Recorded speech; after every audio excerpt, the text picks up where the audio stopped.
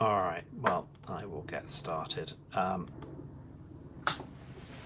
Good afternoon, or if you're joining us from California, good morning. Thank you for being with me today. My name is Matthew Stibber. I'm founder CEO at Articulate Marketing, and I'm going to be talking about contact data enrichment, segmentation, and targeting. My talk this morning overran by 8 minutes, so I'm aiming to be a little bit more concise this afternoon. Without any further ado, then let's get started. So I run Articulate Marketing. We've produced more than 2.5 million words of thought leadership for our clients, with 115 plus HubSpot websites, more than 150 HubSpot consultancy projects. We do branding, websites, content, and automation. I am using HubSpot on a daily basis and have done for the last 10 years. So that's where I am coming from. Thank you if you're coming in the door. Nice to see you. Just a little update. I am running this webinar about contact data enrichment. If you have any questions about anything in this workshop, please get in touch, matthew@articulatemarketing.com. If you'd like to have a chat about anything, if it piques your interest, you want to explore some of these points in more detail, more personalized, articulatemarketing.com/meet is my calendar link. There is no live chat, but I am doing this live. The reason is I don't have any producer support, and I'm juggling multiple windows and recordings and things just to make it work. And I have to actually speak and think about it, make it interesting. So this is the way to get in touch and extend and continue the conversation, and I hope you will do that.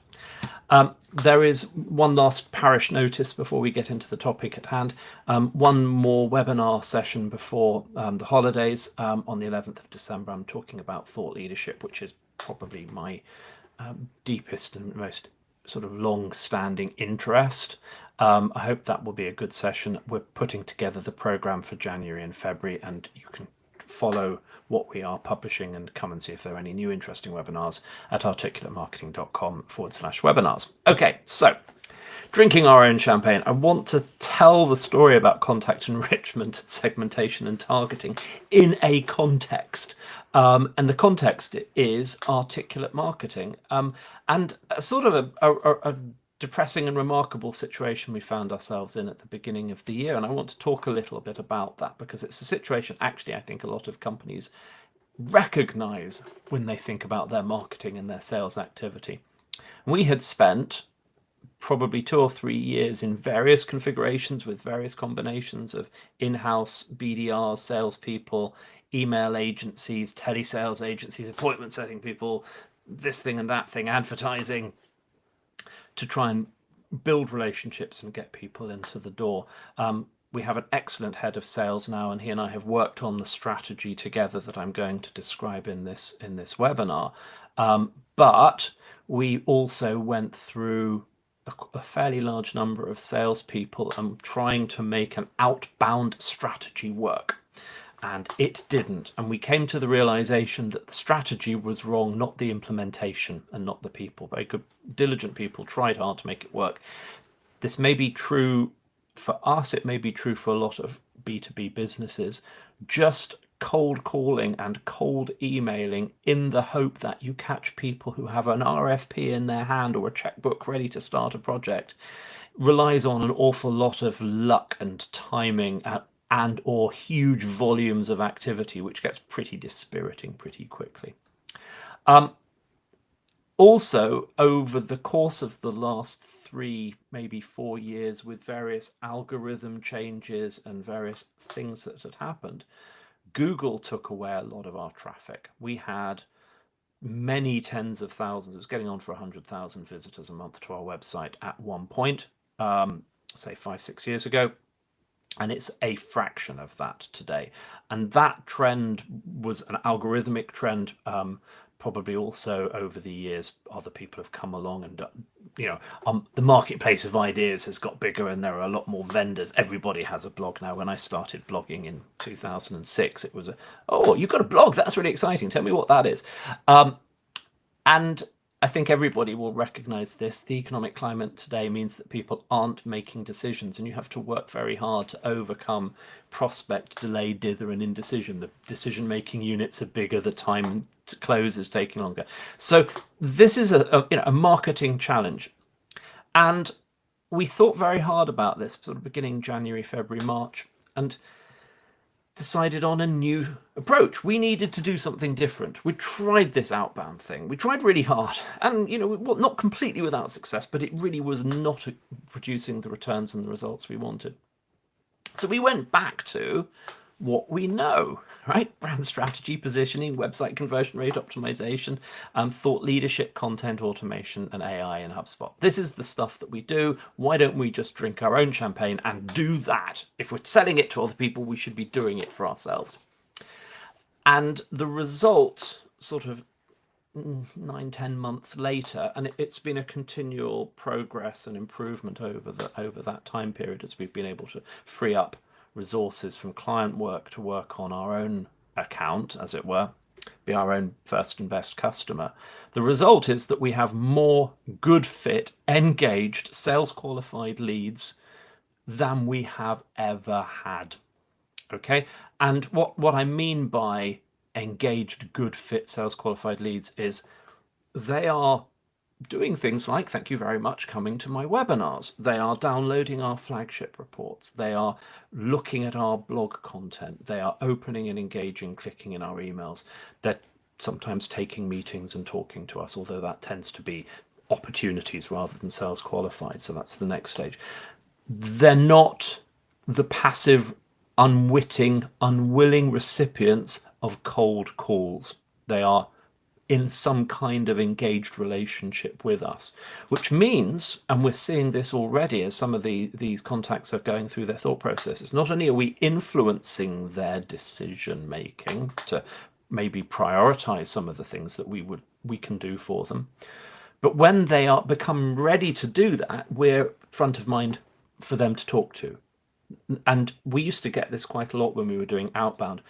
Oh yeah, you do HubSpot websites, that's great, but we just started a website project last month. Oh, we just finished our new logo project. We would always be coming in a little bit too late. It was very frustrating, whereas in this situation, we're out in front of those thought processes and decisions. So with a smaller, more focused sales team, we are actually generating more sales engagement, sales ready opportunities than we were with a fairly large, at one point we had 3 BDRs and a manager doing outbound sales. So this works, and I'll give some more examples of how it works and why it works later. So what is that engagement strategy? Where does content enrichment, targeting, segmentation fit in? Because it is fundamental to this strategy, but I want to give you the slightly bigger picture for a moment.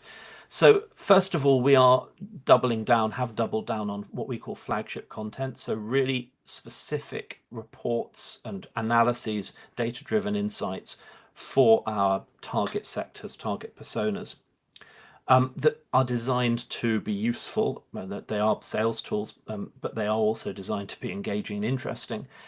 They give us a reason to have a conversation, create what Blair Enns calls the flip. In other words, somebody reading them, somebody thinking about them goes, oh, that's interesting. They know something about our world, or they know something about what they're talking about. I'm interested.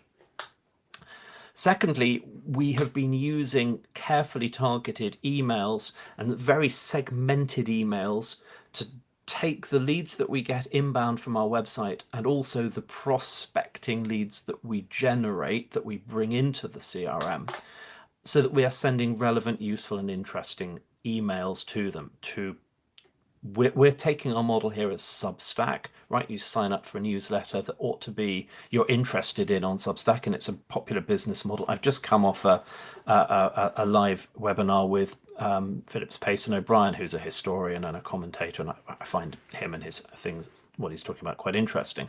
But I read his books and I signed up for his Substack, and I want to get his emails. We want to be like that, right? So there is a volume play in this. We are sending out a lot of emails, but it's not sending out tens of thousands of emails going, have you got a website project? Click here to book a meeting. Can we talk? It's you're in this sector, or you have this kind of job, and you may have these kinds of problems, and we've got these ideas, thoughts that might be relevant. So the targeting allows us to have established that relationship. It also allows us, as people engage with us, as they register for webinars or download content, to nurture at scale so that we can send carefully targeted follow-up messages and perhaps engage more with them. And we get, I don't know, 400 or 500 form fills a month. We get quite a lot of inbound activity. So, doing that manually is quite hard work. So the last step on all of this is, how do we get a focused sales effort? The best use of a salesperson's time is talking to somebody who is a good fit prospect, who is potentially interested in having a sales conversation. If not now, then at some reasonable time frame in the future. And you don't want to have them spending an awful lot of time calling and engaging with people who have absolutely no interest or no relevance or no budget or no authority and so on. So some of this automation process is about putting in front of the sales team, here are people who are interested or engaged, and then giving the sales team more assets and more conversion opportunities that still are in that journey. They're not like, can we have a meeting? Can we take your order, please? How many websites do you want? No, we want to say, why don't we do a free diagnostic review of your website? Why don't we take a look at your thought leadership strategy? Why don't we have a discussion about what automation you can do in HubSpot? We're not going to solve all of that for free, but let's have the initial diagnostic, the initial conversation. We'd love to have that conversation. And by the way, if you're listening, we'd love to have that conversation. So that's the strategy. This is the reference architecture. So these are the building blocks: nurture workflows, monthly newsletters targeted for ICPs and personas. We have 5 newsletters that we write every month, and they're written like blog posts. Launch emails when we've got content going out. Blog subscriptions, so if you'll sign up for that, every time we publish a new blog post, you get that. We are publishing probably 1 or 2, maybe 3 in a good quarter, flagship reports, and we're doing weekly webinars. So I alternate between a webinar I prepare like this one and delivering a webinar that's been prepared for me off the back of one of our flagship reports. So we've got quite a cadence of content, but this is not now designed to get SEO traffic. That would be nice if it does, and that's a nice collateral benefit, and we do get SEO traffic, we do get AI traffic.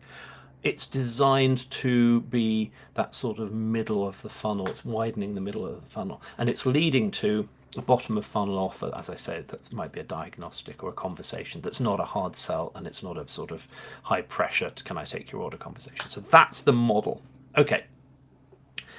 In order to support that, and as we move on to how we actually are doing this enrichment and segmentation, and that starts on the next slide, I wanted to show the outcome of doing that strategy on our data, on our contact data. So we started off with something like 45, 50,000 contacts in our database, okay?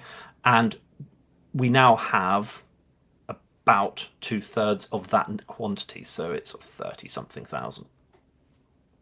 And we have added a quarter of that are people that we've prospected into the database because they're good fit ICP, good fit persona. And there's quite a lot of work that goes on to that. This webinar is not about prospecting, cross my palm with silver or buy me a beer, and I'll tell you how we do that, but that's not what we're talking about today. But what this says is we have scaled down the number of people we're trying to engage with, a lot of unreachable people, and I'll talk about how you sort of untarget. But also within that population now, some tens of thousands of contacts, overall about 30% have clear segmentation data. So we look at articulate life cycle stage, contact owner, target sector, target persona, target size of company, and geography. Okay, and this is how we target. So we can send out emails to, for example, marketing leaders in health tech companies with more than 200 people in North America, and we can send a very specific targeted, and do send emails like that. A lot of our contact database are to some degree or other engaged or interested or wanting and reachable, but they've, over the course of 10, 15 years, they've come in and signed up for newsletters and blog subscriptions and things, and they're not necessarily our target ICPs, or we've got Gmail addresses and we don't know how to segment them. We can get into that a little bit, but when you actually then look at sales qualified leads, so people who are look like good prospects, so we know that data about them and they look like target ICPs, target personas, target size, target geography. For our SQLs, the data coverage is 100%, give or take. Maybe there's a little bit of patchiness. And that's where the magic happens, and it's that process I'm going to describe of how to find that data and how to segment in this way so that you can then go out and engage. What's interesting about that population of sales qualified leads is at least 35% of them are engaged in some way with us. So they've signed up for something, they've downloaded something, they've clicked on emails, that sort of thing. And that's a remarkably high engagement because it's in the many thousands of people. So what that means is we're building relationships efficiently at scale by targeted contact and segmentation. Okay, let's talk about how you do it. So the first thing is, everyone thinks there's some sort of magic AI thing or some app you can sign up for that's going to tell you, well, you have to put the work in, right? But a lot of the work is just using what's available to you and using the tools in HubSpot that are free. Or HubSpot's not free, right? They'll charge you extra money for free. No, HubSpot has using the tools you're already paying for, but probably not using very well. Let's say that. So one of the tools inside HubSpot is the Clearbit and data enrichment. So HubSpot bought Clearbit a year or so ago. They are a data provider, so they're like Apollo and these other people. And so HubSpot has this now first-party data about that. So looking in our database for companies in our database, of which there are many tens of thousands, Clearbit, HubSpot's Clearbit data has information about logos, company domain names, industry group, keywords, web technologies, geography, and then there are other things for almost all the companies in our database, like 96% plus, which is fantastic. So if we have a contact that is associated with a company and we have their company email address, we can do that association. We can transpose with workflows that information down into the contact level. Within the contact level in our database, it's rather less. It's in the sort of 35-40% of contacts that have available enrichment data, and that's mainly because a large proportion of our contacts still have webmail addresses and things like that because they've come in inbound. I mean, over the years we've had tens of thousands of people signing up and filling in forms. We've got a large sort of historical population of sort of webmail addresses, but even so, about 30-40%. So between those two things, you can identify target sector, target geography, company size pretty effectively. And if for 30% of your contacts you have job title data, you've got a pretty good stab at identifying personas. So what we do is we've built workflows for each of the segmentations that we want to run that takes that data, and indeed data that we get from form fills and from our data providers and the data ingestion that we get, and use that to classify the contacts. So we're not we have separate properties in HubSpot for the classifications. We have an articulate ICP, an articulate persona, articulate size. So we're setting these using workflows based on largely built-in, available, no extra cost Clearbit data in HubSpot. An interesting automation function that you can do in HubSpot is progressive form fields. Not widely used, I think underused, shall we say, and you have to do a little bit of sort of logic and thinking about how to make the best use of it. For us, what we do is we have our landing pages, fill in this form and get this piece of content, and we have webinar pages, fill in this form and we'll invite you to an upcoming live webinar, or we'll let you have access to the pre-recorded webinar for something that's already happened. Fine. But we use the same form. We have a webinar form, we have a content form. and we use the same form on every page. So we're now on webinar 85, 86, where you've got 40 odd content offers on the website, same form. And what that means is that if anybody fills in 2 forms, the second time they fill in the form, we can ask them a different question. Because, oh, hey, it's you, Matthew. Right, well, we already know, your email address. Can we ask, what's your job title? Can we ask what your company name is? How many people have you got? What persona do you think you are? And that populates quite a lot of data. And we did a little bit of research. It's something like 25, 30% of our population of contacts who filled in one form have filled in a second or third or fourth form. So this is actually a genuinely valuable way of getting people to give you more information, sort of self-classification in a way. The next thing that is really helpful is, and this is not so much for segmentation, but it allows us to prioritize which contacts are sent to sales for, human review, intervention, and so on. And it also allows us to do a little bit of segmentation around maybe someone who is sort of low engagement might start to become a candidate for being deleted. For example, someone who's high engagement might get flagged to me and I might go and connect with them on LinkedIn. So that, there are ways of doing things. It's not just about, hey, sales, here's a qualified lead, go get them. It's also about, let's triage our attention and our time. Let's also use it to slowly think about disengaging and so on. So the new HubSpot lead scoring is a much better system. If you've used HubSpot, the old HubSpot score properties, it was a bit arbitrary and you had to think very hard about the classification, and it just gave you a number. What the new one does is it allows you to take, a fixed amount of scoring points. We use 1 to 100, but you can use 300, 400 as the upper limit. So there's a score that goes up and down. And take that and then say, okay, third of that is based on email engagement, a third of that is based on website engagement, and a third of that is based on form fills and submissions, right? Well, something like that. So you can break it up. So you can never get more than 30 points for doing this kind of thing and never get more than 30 points for doing that. And the second thing it allows you to do is say from that range, let's say it's 1 to 100, which is what we use. We're going to say if the score is above 80, you're a high engaged person. If the score is between 40 and 80, you're medium engaged. And if it's below that, probably because you've not done anything or you've done the smallest thing, you're a low engagement. So you effectively take the score and you bucket people into high, medium, and low scores, and you can adjust the thresholds and the cutoff points so that then the high there's always a, for example, let's say you want to do only 15% of your contact database at any given point are going to be high engagement. You can adjust the thresholds progressively over time depending on what the HubSpot tool gives you this sort of ability to do that.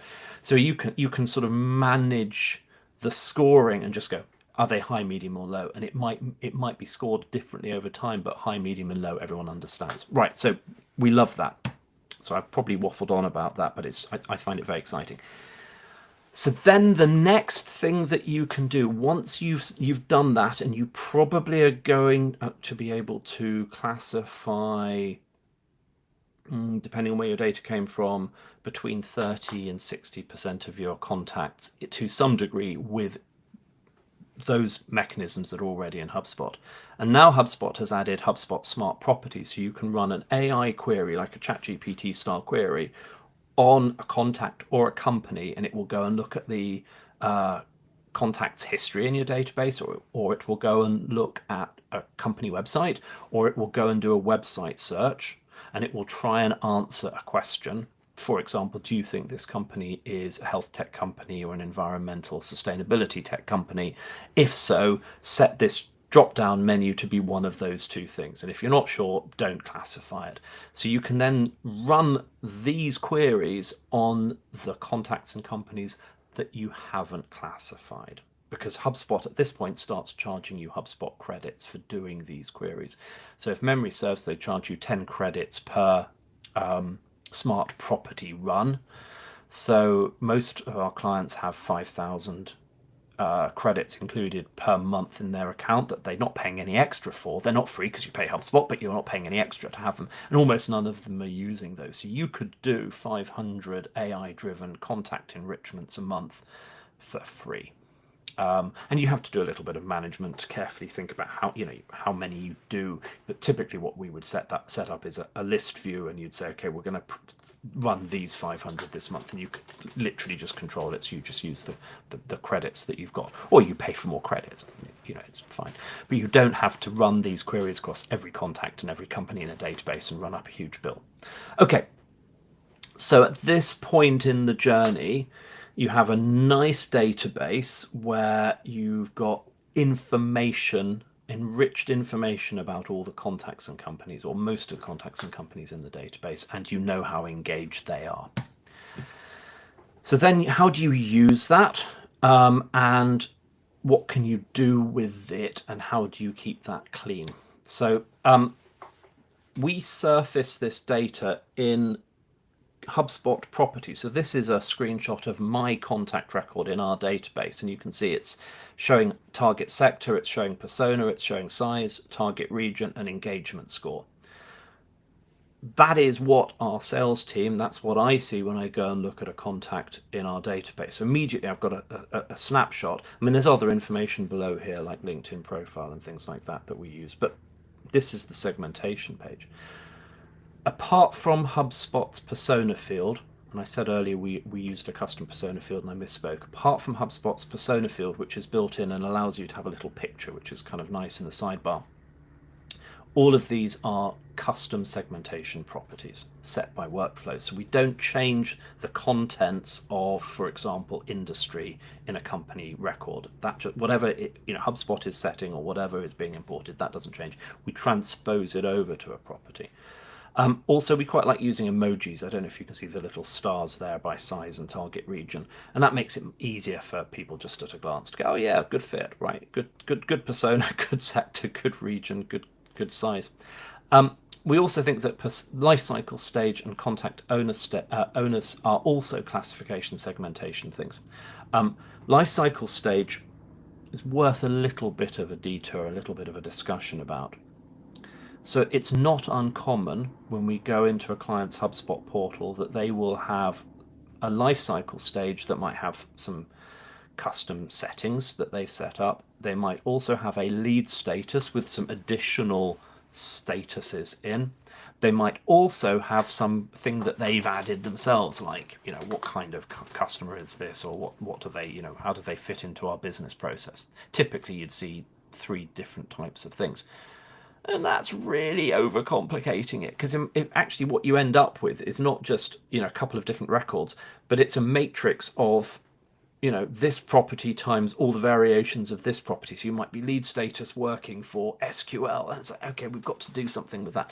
That's too much for most people to deal with. We think, unless you've got a very good reason otherwise, you just need lifecycle stage, and HubSpot lets you edit this for the last couple of years, so you can set up your own lifecycle stages.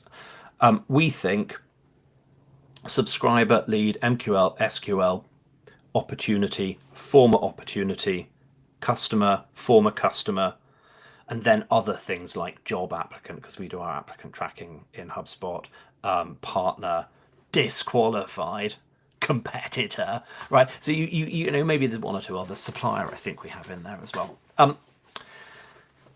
That's enough, right? Just you're in one of those states, just that. And having a company or contact owner is also very helpful, because we try and do personalized email sending. So we're sending the email from somebody in Articulate so that they can reply to those emails. And you can do this even at quite large volumes of email. Okay. I said I wouldn't overrun this afternoon. I'm almost out of time. Look, I've got a handful of slides more. I might go 5-7 minutes over. I'm so sorry. It's just, I get quite excited about this topic and I want to talk about it a lot. Okay. But if you have to drop off now at the half-hour point, I will understand. I won't feel hurt. But the video and the slides will be available later. If you can stick around for a few more minutes, I've got 4 or 5 more slides to get through, and I think they'll be useful. Okay, how do you clean out the people you don't want? As I said, we got rid of tens of thousands of contacts that were unreachable or disengaged or not particularly interesting, and the thing is with HubSpot, if you're sending marketing emails to those people, you're probably paying to keep them in your database. So either make them a non-marketing contact and don't pay for them, or just delete them, and then you also hit a GDPR compliance point. So we used Unbounce, which gives third-party data about whether an email address is still valid. And if you think about a list of, let's say, 10,000 contacts that you've had in your database for a few years, in any given year, 10 to 20% of a database will retire, change jobs, go on, parental leave, long-term sick, whatever. There's just turnover in a list over time. So if you can get any data that tells you whether or not those people are still reachable, it's worth a few £100s to run that check. Secondly, if anybody has unsubscribed, has an invalid email, their email has hard bounced or has been soft bounced repeatedly, or there's a few other sort of email related deliverability checks, we consign them to potentially, well, we have a sort of GDPR clear up. So if we put them in a list for potential review, and then there are various criteria about when and how they get deleted. But we stop emailing them. So we also have a list of do not email. Whenever we do a send, we just always exclude the do not email people from the send. And that's fantastically important for your email deliverability. It stops you sending out emails to people who are literally not in a position to read or open or engage with them because the email doesn't work anymore. Yeah, so detargeting and then purging those people. I came across a company that had more than 500,000 contacts in their HubSpot database, and they were paying for all of them. They were all marketing contacts, and about 15% of those, just on the shortest, quick and dirty thing, were undeliverable. So they were paying for this enormous enormous amounts of money every month to have these numbers, these people in the database. And it's just a vanity metric. If somebody doesn't get your email, that you just don't need that data. Well, you might if it's a historical record. There are various reasons why you might, but it's going to be a fraction of 1%. Okay. Next thing is HubSpot data quality tools. There are some tools that are included in every plan. So manual deduplication of contacts and companies. It is worth going in there and doing that on a regular basis, just setting aside a few hours a month or having somebody do it. It does require a little bit of human intelligence. You can't easily automate it. You can automate a bit of deduplication, but there's a danger of over-automating it and accidentally deduplicating, and then you have to sort of unduplicate contacts, which is even more frustrating. However, we've had clients use InCycle. There's Deduply. There are other tools out in the world that claim to do a better job than HubSpot's deduplication and do it on a more automated basis. Also, if depending on the tier you're on and what you're paying for, there are tools in HubSpot that will do things like normalize the capitalization of company names or first names and last names. So if someone's typed in their name in all caps, for example, it will just capitalize the first letter.